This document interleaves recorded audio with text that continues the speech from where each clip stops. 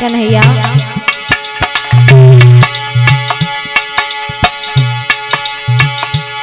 मेरी बात सुनो। और क्या बोली है ग्वाली समझाकर के श्याम सुंदर से, जो बीची डगरिया हो, जो बीची डगरिया तूने मेरी पकड़ी बंगा कंस से बोल दूंगी।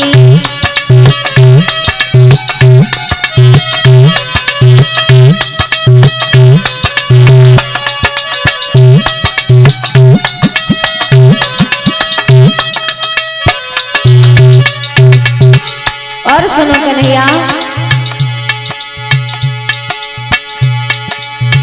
ओरे कन्हैया मैं तो मथुरा को जाऊंगी, कंस राजा से तेरी शिकायत लगाऊंगी।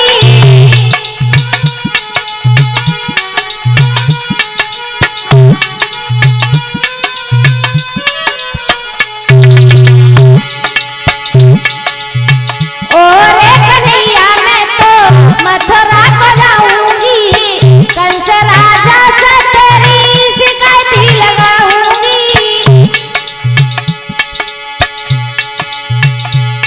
मेरी बात मान जाओ, मेरी बात मान जाओ, यशोदा मैया के जिया कंस से बोल दूंगी।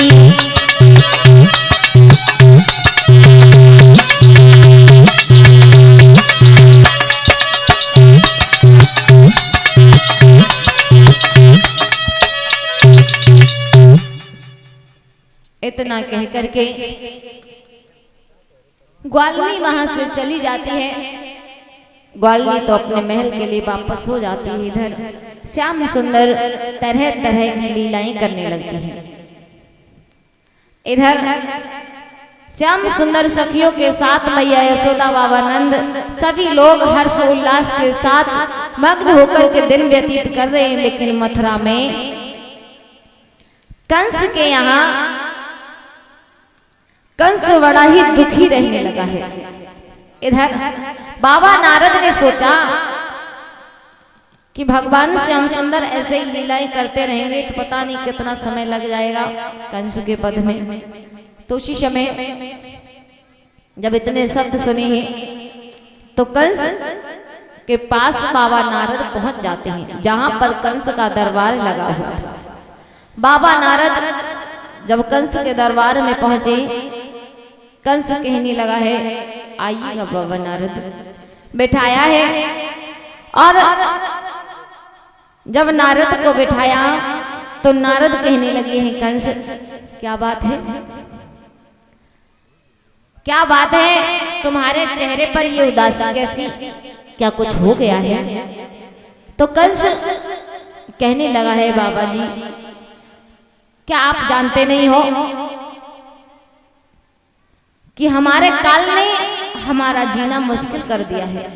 अरे हमने कई राक्षस भेजे हैं, लेकिन किसी राक्षस ने हमें आकर के ये नहीं बताया कि हमारा काल कैसा है।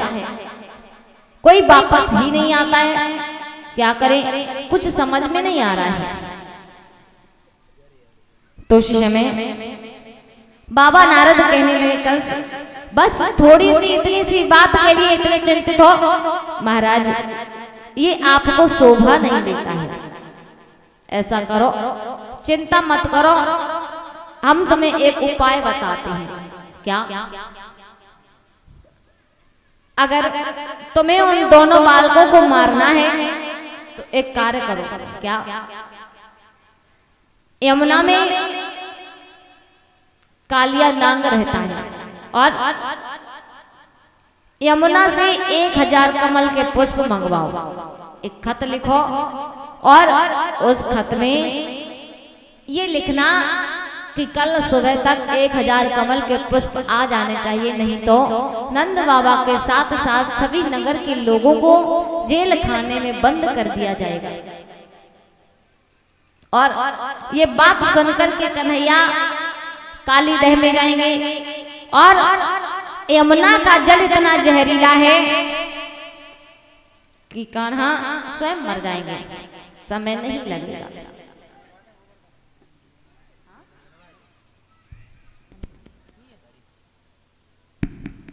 इधर इतनी बात करके बाबा नारद वहां से चले जाते हैं। और जब बाबा नारद वहां से चले गए, कंस ने ऐसा ही किया, कंस ने ऐसा ही किया है। खत लिखा है और खत में वही बात लिख दी जो बाबा नारद कह के गए थे। खत लिख करके भेजा है। बाबा नंद को जब ये खत मिला है, बाबा नंद ने जैसे ही खत खोल करके पढ़ा है, जैसे ही वो पत्र पढ़ा है, तो आंखों से अश्रु बहने लगे। और जब आंखों से अश्रु बहने लगे हैं, मैया यशोदा पास में आई, कहने लगी क्या बात है, आप क्यों रो रहे हो? तो बाबा नंद ने सारा हाल बताया है और कहा है यशोदा, कंस हमारे पुत्र के पीछे पड़ा हुआ है। उसने काली दह से 1000 कमल के पुष्प मंगवाए हैं और सुबह तक अगर 1000 कमल के पुष्प कंस के पास में नहीं पहुंचे तो हमारे साथ साथ सभी लोगों को कंस जेल खाने में डाल दिया। इधर ये खत पढ़ करके, ये खबर सुनकर के मैया यशोदा भी रोने लगी हैं, बाबा नंद भी रो रहे हैं। तब तक श्याम सुंदर गैयों को चला करके मैया यशोदा के पास में आए हैं। और जब मैया यशोदा के पास में आए हैं, मैया से कहने लगी, मैया मैया मुझे बहुत तेजी से भूख लगी है, माखन रोटी दे दो माँ। जब इतने शब्द सुने हैं, मैया यशोदा कुछ नहीं बोली। जैसे ही मैया यशोदा के चेहरे की तरफ कन्हैया ने देखा तो श्याम सुंदर कहने लगे हैं, माँ क्या बात है, क्यों रो रही हो? क्या किसी ने कुछ कह दिया है? हमसे कहो माँ, एक बार कह के तो देखो, क्या तुम्हें अपने पुत्र पर भरोसा नहीं है? मैया एक बार कहो कि क्या किसी ने कुछ कह दिया है? और क्या बोले हैं श्याम सुंदर यशोदा से?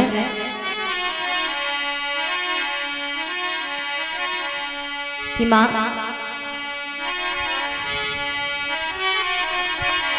कि जो उंगली माँ की ओर उठे और वो उंगली तोड़े ताड़े डालूं।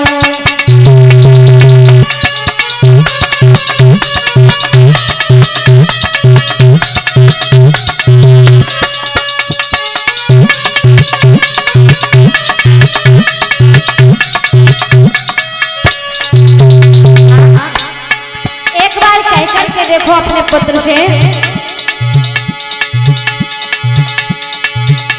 जो उंगली माँ की ओर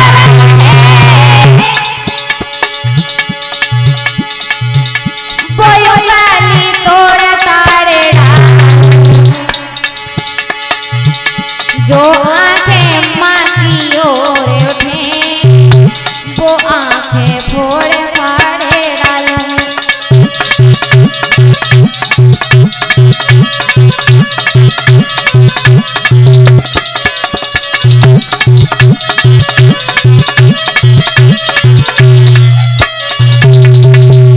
मैया अगर तुम्हारा आदेश मिल जाए, तुम्हारी आज्ञा हो जाए, तो ये तुम्हारा पुत्र क्या से क्या कर सकता है ये तुम्हें पता नहीं है, इसका अंदाजा नहीं है मैया। और क्या बोलिए, तेरी आज्ञा हो तो मैया इंद्रासन अभी लाएगा। सूरज चांद को निगले जाऊं और अम्मा को खागा मुझाए डालूं।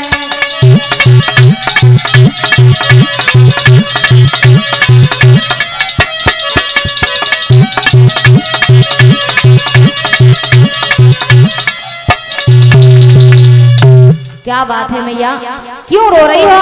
हमें बताओ, क्या किसी ने कुछ कह दिया है? एक बार कह करके देखो अपने पुत्र से, माँ अगर तुम्हारी आज्ञा हो जाए तो ये पुत्र तुम्हारा लाला सब कुछ कर सकता है। तुम्हें दाऊ की ताकत का भरोसा नहीं है माँ, हमसे कहो। तो मैया यशोदा कहने लगी है, लाला मैं तुम्हें माखन रोटी दे रही हूँ, लेकिन आज माखन रोटी खा लो, कल पता नहीं बाबा मिलेंगे कि नहीं मिलेंगे, बाबा कहाँ होंगे, हम कहाँ होंगे और तुम कहाँ होगे, पता नहीं है पुत्र। कन्हैया कहने लगे हैं, क्या बात है माँ बताओ। तो उसी समय कंस का भेजा हुआ पत्र श्याम सुंदर के हाथों में थमा दिया। खत पड़ा है, श्याम सुंदर ने बड़े ही प्यार से माखन रोटी खाई है। माखन रोटी खाने के बाद श्याम सुंदर मैया यशोदा को धैर्य धारण करवाने के बाद घर से बाहर निकल जाते हैं।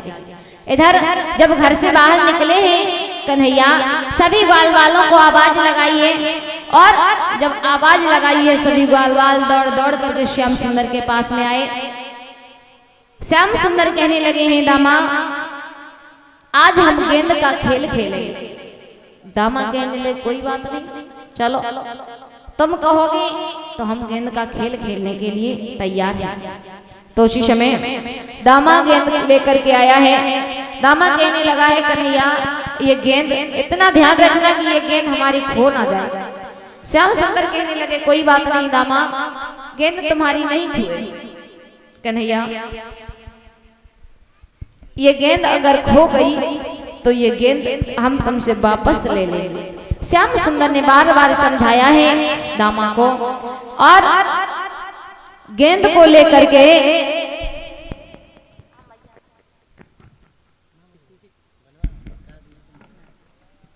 इधर जब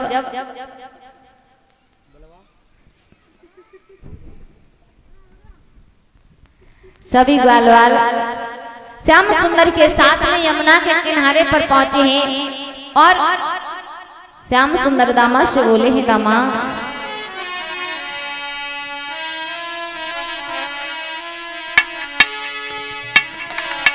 कि जीते मती ठाने लाला बात कछु मान ले।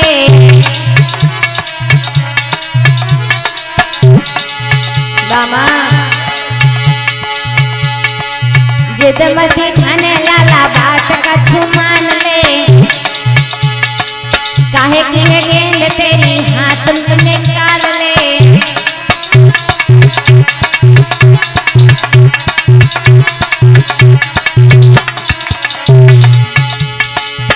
और कन्हैया समझ आए वतन में डंडा ले गए हाथन में डंडा ले गए हाथन में डंडा।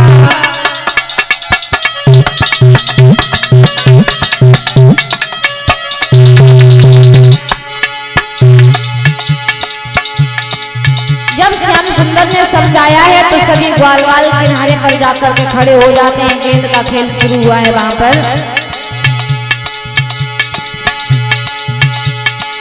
मारो जब टोल लाला का सके करारो है,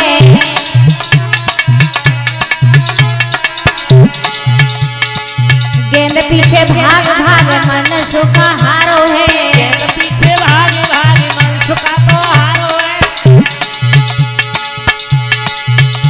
पसीना आई गयो गालन में डंडा ले गए हरी हाथ में डंडा ले गए हरी हाथ में डंडा ले गए हाथ में डंडा ले गए हरी हाथ